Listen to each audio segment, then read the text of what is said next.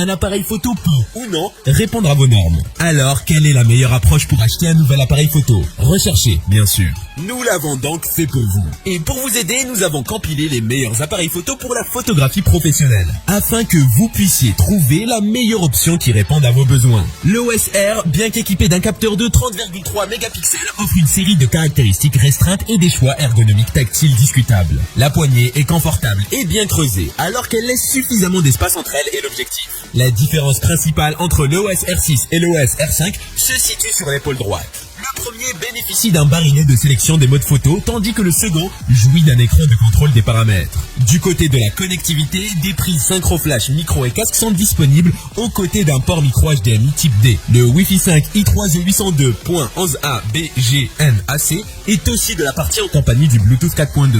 La prise USB-C permet-elle la recharge de la batterie? 2. Sony A7S III. L'Alpha 7S fait un boulot d'excellente qualité. Il conviendra aux experts aisés comme aux pros de la photo ou de la vidéo. On apprécie son ergonomie très réussie, un viseur d'excellente qualité, un autofocus affûté comme une lame de rasoir, ainsi qu'une connectique très fournie. Cerise sur le boîtier, l'Alpha 7S III bénéficie d'une interface entièrement repensée et pilotable au doigt. Les points forts de l'Alpha 7S sont la qualité photo et vidéo, la réactivité de l'autofocus, la qualité du viseur électronique, l'écran articulé et son système de menu enfin dépoussiéré. Le seul point négatif est la carte CF Express qui paraît peu courante. 3. Panasonic Lumix S1R. Premier hybride à capteur 24x36 de Panasonic, le Lumix S1R frappe fort avec un quasi sans faute. À son avantage, haute définition et mode multishot à 187 mégapixels. Autofocus rapide et mode de détection des yeux. Viseur électronique très haute définition, stabilisation de très haut vol, nombreux raccourcis, très nombreux modes de prise de vue. LCD orientable et tactile, boîtier protégé contre les intempéries, mode vidéo Ultra HD 60p. Ainsi, les principales fonctions de l'appareil sont clairement identifiées sur le boîtier et par conséquent rapidement accessibles. Si nous n'avons relevé aucune défaillance, son boîtier encombrant et anguleux, son poids élevé, visée moyenne en basse lumière, faible autonomie de la batterie et son design assez froid s'avère tout de même un peu décevant. 4. Nikon Z7 II. Pendant haute définition des hybrides 24x36 de Nikon, le Z7 II hérite comme le Z6 II d'un second lecteur de cartes au format SD cette fois, d'un second processeur X-Speed entièrement voué à l'autofocus, d'une nouvelle batterie plus endurante, des améliorations notables face à son prédécesseur qui font du Z7 II un boîtier performant et plus accessible que le nouveau Z9. Un prix plus accessible mais aussi une excellente capacité et une qualité d'image qui n'a rien à envier au fer de lance de la marque. Son capteur 45,7 mégapixels est stabilisé, une vidéo 4K 60p, une protection tout temps et un double lecteur de cartes, un autofocus sensible et une grande dynamique de capture. À son tour, un écran est inclinable seulement, son suivi AF parfois perfectible, obturateur à 1 sur 1000S minimum et une autonomie moyenne. 5. Olympus OM DE M1X.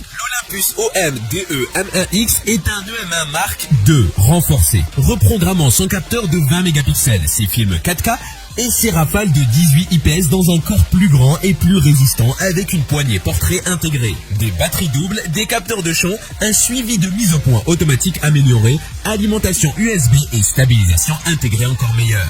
La stabilisation est remarquablement bonne, mais il n'y a pas de 4K à 60p. Le viseur est relativement bas, l'ensemble de fonctionnalités Olympus rend les réflexes numériques professionnels démodés. La 9 de Sony est un rival moderne beaucoup plus difficile qui ne coûte qu'un tiers de plus. Le M1X est un corps spécialisé avec un public limité en conséquence. Il s'agit de l'appareil photo Micro Four Thirds, le plus grand, le plus lourd et le plus cher à ce jour. Nikon D850. Le réflexe plein format Nikon D850 est une excellente mise à jour de son illustre prédécesseur, le D810. Un appareil pour professionnels offrant des performances de très haut niveau en toutes circonstances et qui gagne un certain nombre de fonctionnalités jusqu'alors manquantes. Il offre une excellente qualité d'image, niveau de bruit acceptable jusqu'à 12800 ISO, grande possibilité de recadrage, excellente balance des blancs automatique, très bon autofocus, rafale à 7 VPS voire 9, focus picking et sticking enfin disponible. 4K 30p sans recadrage, écran tactile et orientable, boîtier tropicalisé, bonne prise en main, ergonomie améliorée, très bon viseur optique, autonomie convenable. Or, il a un capteur non stabilisé, pas de flash intégré, menu un peu confus, Wi-Fi limité, pas de GPS, toujours pas de port USB-C, pas de format 16/9 et un micro intégré moyen. 7.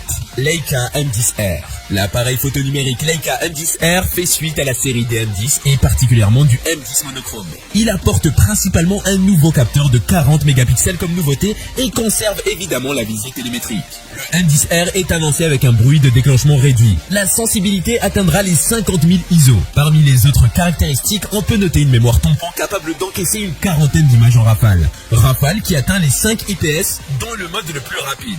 La vitesse maximale est disponible pour l'obturation atteinte. Elle est 1/1400S. Le Wi-Fi est aussi disponible pour connecter l'appareil à l'application mobile Leica Photo. À son prix, nous regrettons toujours l'absence de certaines fonctionnalités technologiques, mais c'est ainsi que fonctionne Leica depuis toujours. 8. Sony A7R IV. Le Sony A7R IV est l'appareil photo sans miroir plein format haute résolution de 4e génération de Sony. Construit autour d'un capteur BSI CMOS qui produit des images de 60,2 MP. Par rapport aux générations précédentes, il promet une qualité de construction plus robuste, des contrôles raffinés, la dernière implémentation de mise au point automatique de l'entreprise et plus encore. Malgré sa haute résolution, il peut filmer jusqu'à 10 images par seconde avec une mise au point automatique complète et filmer des vidéos 4K, soit sur toute la largeur de son capteur, soit à partir d'un recadrage APS-C Super 35. Il bénéficie également d'un mode haute résolution à 16 prises de vue qui peut être utilisé pour générer des images 240 mégapixels de scène statique. 9. Blackmagic Pocket Cinema Camera 6K Pro.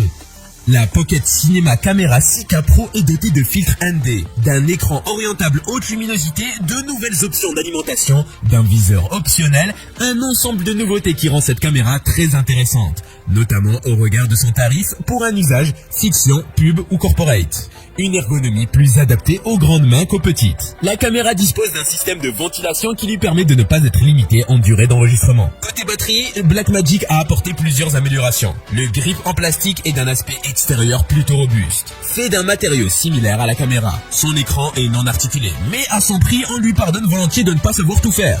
Son rapport performance-prix reste très bon, si la durabilité est au rendez-vous. 10. Fujifilm X-T4. Le Fujifilm X-T4 est le premier XT et aujourd'hui encore le seul à s'équiper d'un système de stabilisation de capteurs.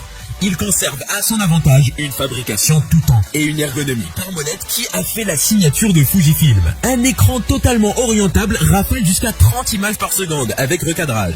Obturation électronique à 1 sur 32 000 S et joint d'étanchéité. Sauf qu'il n'a pas de prise jack pour micro, pas de flash intégré, ni d'unité livrée en standard. Pas de mode pixel shift, joystick un peu étroit, menu chargé et recadrage en 4K 60p. Malgré cela, ce nouveau Fujifilm X-T4 est tout proche de la perfection. Côté tarif, on est sur le même prix que l'Olympus qui lui dispose d'un plus petit capteur et ne filme pas en 4K 60 images par seconde.